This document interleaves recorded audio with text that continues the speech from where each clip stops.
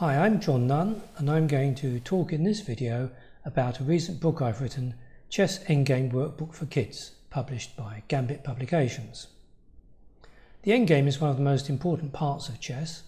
If you get the advantage in the middle game, it may not help you unless you continue to play well and exploit your advantage in the endgame. Although the book has kids in the title, the hundreds of exercises in the book aren't only for kids. And most club players would also benefit from tackling these positions, and I hope enjoying them and at the same time learning a lot about the endgame. In this video I'm going to go through 3 positions from the book. I'm going to play over the moves using Gambit publications' own app, Chess Studio, and I will give you the chance to pause the video and try to solve the positions for yourself should you wish to do so. Well, let's take a look at the first position. It's black to play, and by the way, if you're in any doubt at some point in the video about whose turn it is to move, when it's black to play there's a little black square up here, when it's white to play there's a little white square down here. As I say, it's black to play and he's trying to draw. He has only a knight, white has 2 passed pawns, and the best he can hope for is to give up his knight for the pawns and draw by liquidating all the white force. The pawn on h5 is available to capture by the black king, but whether or not that's the best move I'll leave for you to decide. And now would be a good moment to pause the video if you want to solve the position for yourself.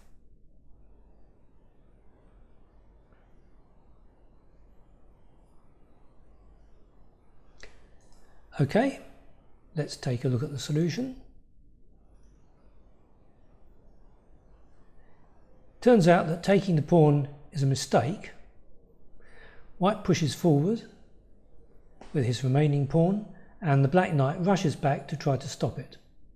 Pawn goes on, knight hits the pawn, and now white promotes, and it looks like black might have this knight check, forking the king and queen and winning the queen, but unfortunately white's promotion checks the black king, so black has to move his king and doesn't have the chance to give his knight fork. Of course, white wins easily with his extra queen. So that should give you a good clue as to the correct move. Black has to move his king instead to g5, not to take the pawn immediately.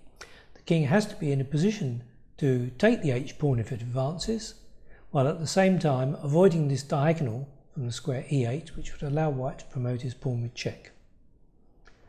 Well, if white pushes the pawn, then black can just take it. So the only real chance for white is to push the other pawn, and black defends the same way as he tried to before. He brings his knight back, pawn advances, knight attacks the pawn, threatening to take it and eliminate both white pawns, and white queens, but now it's not check. So black can give his knight fork, and after a few more moves everything is eliminated apart from the kings and it's a draw. So this was an example of a position where black had to look ahead a few moves, and one small finesse, moving the king to the correct square right at the beginning, enabled him to make a draw from what appeared to be a very difficult position. Let's go on to position 2. This time it's white to play, as indicated by the small square. White actually appears to be in some difficulty here, because black has 2 major threats. The first threat is to play his queen right across the board to a1, delivering mate, and the second is the simple capture of the rook with the king. In view of these 2 threats, one might think that white would be doing well to make a draw here, but actually it's a win for white. And the question is how? Now you can pause and think about it for yourself.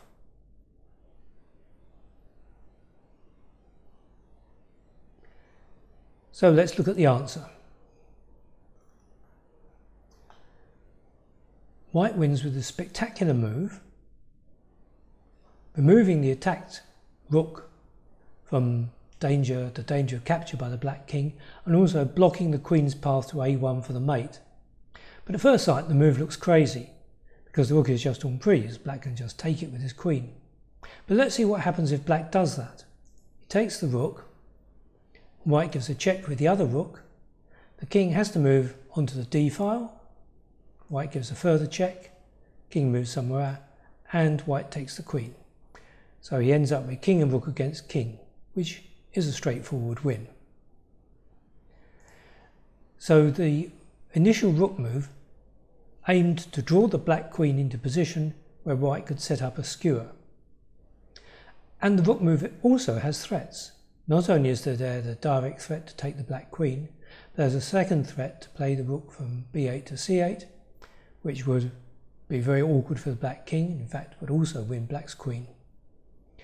If black doesn't take the rook, he has to meet these threats, and actually there's only one way to do this, and that's to play the queen to h3, removing the queen from attack and also covering the square c8 along the diagonal, and thereby apparently preventing the white rook checking on that square. But as it turns out, this loses as well, because white checks in any case. Black has nothing better than to take the rook, indeed it's his only legal move, and now white again gives a skewer, this time in the opposite direction, from the first rank to the 8th rank rather than the other way round. Once again black has to move his king, and the simple capture of the enemy queen leaves white with the king and rook against king ending, which is a straightforward win. So this was a nice piece of tactics, employing two skewers, normally a middle game tactic, but something which arises also in the endgame quite often. Now let's go on to the third position.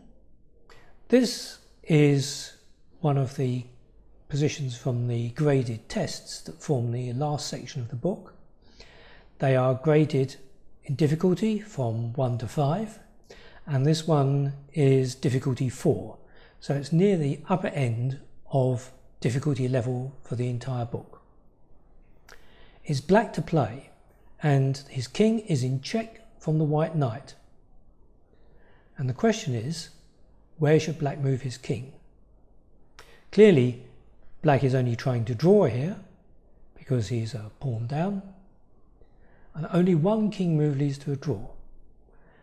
Now if you want to think about it for yourself, pause the video here and see if you can work out the correct square for the king.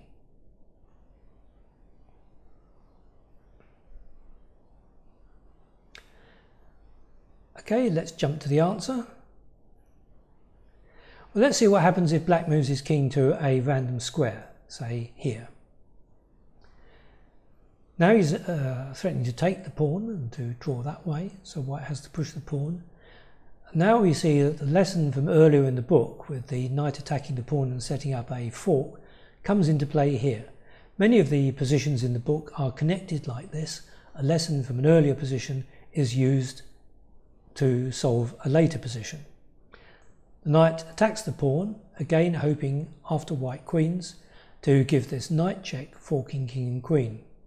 But it's the same thing that we saw in the first position.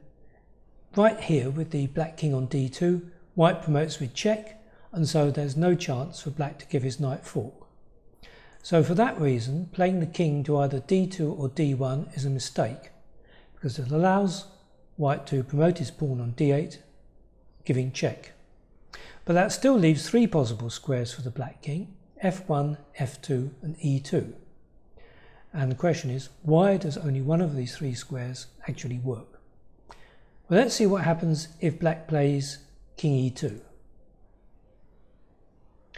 A crucial element of black's defence was the knight fork occurring later on the square c6. Playing the king to e2 allows white to give this knight check, gaining a crucial tempo. King moves, pawn advances, knight attacks the pawn, and white again queens. And now we see that by giving the knight check, White was able to cover the square c6 with gain of tempo and prevent black from giving his knight fork. So that again doesn't work. It's rather more subtle to see why moving the king to f1 doesn't work, because in this case pushing the pawn does only lead to a draw. But White has a neat trick. He gives another check with his knight, a kind of fork of the black king and knight. White is threatening to take the black knight, so black has to capture.